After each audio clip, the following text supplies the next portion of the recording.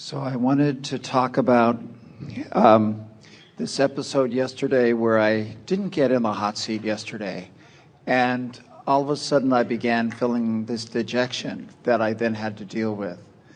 And as I began... Apparently you got over it. I got over it. Boy, did I get over it. And I took a nap at lunch and I just got really kind of like this bad feeling in my body. So I woke up afterwards and sat at my computer and began basically channeling, I'd call it my inner being or Abraham or whatever. But as it began to emerge, it would just became more and more wonderful. And that feeling just evaporated. It's just like it all just dissolved into nothingness, and I just began building this momentum, as you call it, of feeling good and delighted and lined up and wonderful.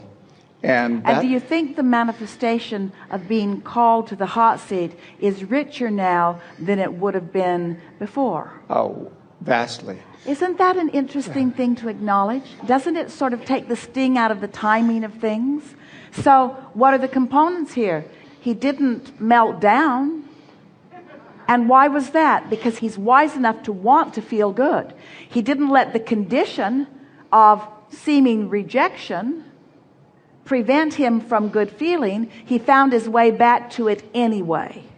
And being whacked and not letting that bring my energy down. Yeah. And not for long. Went down, but you brought it back up. I brought it up. Brought it up. Yeah. And so as I saw that, I just had to acknowledge I was feeling that disappointment and let it go. Just let it go. Just keep letting it go.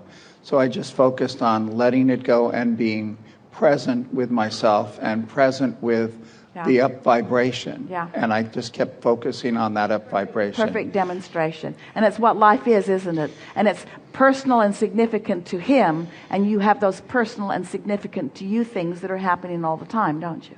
Where you just know. You're on the inside. You're getting the inside scoop of everything that's happening to you. You're right there knowing everything that is required for you to understand everything about you. Aren't you beginning to feel invincible? Yeah. And the thing that I keep seeking and going after and really moving toward aggressively and firmly is that stability that you talk about. I want to be in that stable place. And so in the last 2 days, I've learned more about stability, just finding my way, getting my ground, getting my feet underneath me, and focusing on it and being there with it. That's the best part of all of this, is that while this seminar is fun and while it is interesting to some degree, and while you have had many aha moments, Esther can hardly wait to get into the nitty-gritty of this and highlight all of those first times pieces. While it has been all of that, while you have been participating in it, what it really is a new set point, a new point of attraction, a new perspective, a new beginning, a new setup for conscious acknowledgement of literally everything that comes to you now. It's now no longer possible for you to be a creator by default. You know too much. And you can't go back. You cannot create by default. And that's good news, because deliberate creation is the richest of experiences. I wanted to just say that I have been working with my belief system, the matrix of my beliefs, in terms of meditation every morning. And it just seems like incrementally, little bit by little bit, my beliefs about myself and my level of confidence and my level of competence in just being in alignment has gotten better and better and better. Well, you see, as you meditate and therefore stop the wobble, the source who really knows who you are dominates. Don't you like knowing that? And when you're out of meditation and feeling a little wobble, as you were describing about being whacked and not encouraged to come into the hot seat in the time that you were wanting to, and then you found your balance, you tended to the wobble. Can't get it wrong. Tell the story the way you want it to be. If we were standing in your physical shoes, this is the story that we would tell about ourselves in relationship to this event. We'll even call this a paradigm shift. Significant enough shifting in your perspective that every part of your world will now be perceived by you in a different way.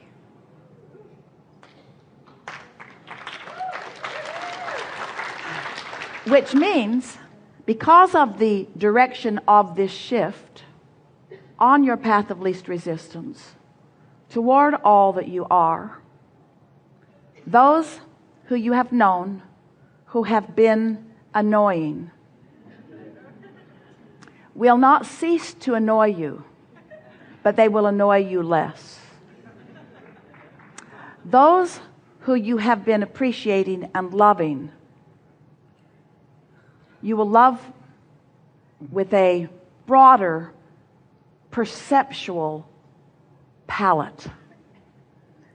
You'll love them in more ways, at more times, with more conscious reason, and you will be inspired more frequently to express it openly in good timing to them. You'll be paying much less lip service to the world. You won't feel like saying something you don't mean, but you're going to feel like meaning so much more than you've meant before. You're going to find yourself chattier than you've been because your confidence level is higher. And you're going to be more understood by those that you feel inspired to talk to. You're going to have a greater sense of who's ready for you and who isn't. And you're going to be kind and gracious to all of them, and open and eager with some of them more than ever, and willing to accept all of them where they are. Your impulse to fix things that are broken is all but subsided. That's a good thing, because nothing is broken. Just let people be where they are and do your best to appreciate them as they are. Our favorite thing about this paradigm shift that we have all experienced together is that your perspective of who you are has shifted into a greater awareness of who you are.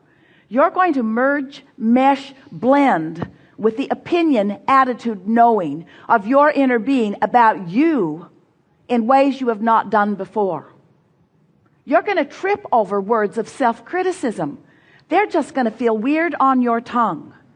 You're going to recognize in early subtle stages that that's not who you are, and it's not how you feel. Your sense of well-being, your sense of worthiness, your sense of value, your sense of autonomy, your sense of connectedness, your sense of worthiness, your sense of exhilaration, your sense of right place, right timeness, all of that, it's going to come up again and again and again and again and again.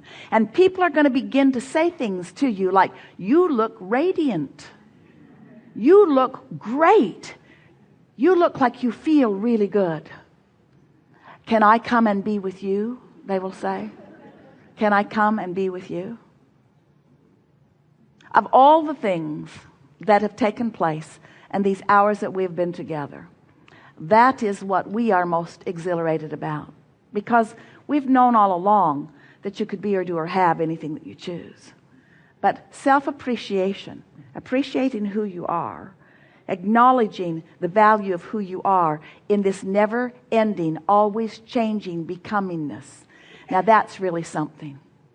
Because it's easy for most to, as our friend said, find a place of comfort and then sort of cling to it in a little bit of fear and trepidation about moving forward. But then that's not fun. So then you sort of have this challenge of, do I want to expand and risk losing my stability? And now we know that you do not have to give up stability for expansion, that they are one in the same. because the source within you has already taken the expansion, and you're reaching for that alignment, for that opinion that source holds about you.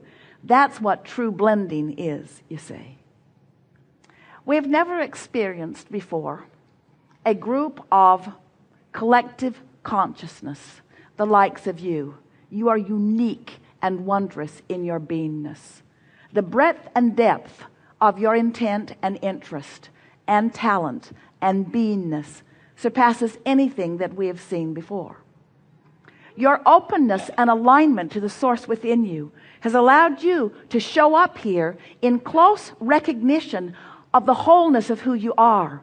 And so there has been a non-physical dance that's been going on around this environment that has gone far beyond the boundaries of this meeting room, out into the playgrounds, out into the places where you have been. This gathering will never be not gathered. We are eternally connected as co-creative conspirators in the delightful expansion of all that is. There is no assignment to you because you can't get it wrong. There is nothing that we wish for you to do specifically other than what you are doing. Our powerful desire for you as you stand right now is not even that you constantly continue this momentum, because that's illogical. Stuff's going to happen and you're going to wobble here and there.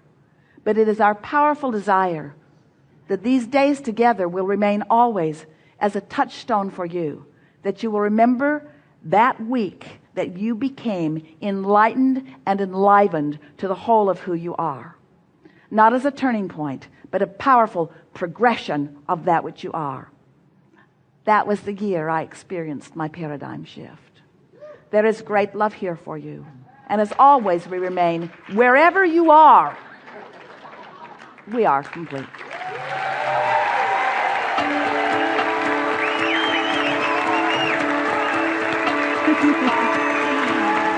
Wow.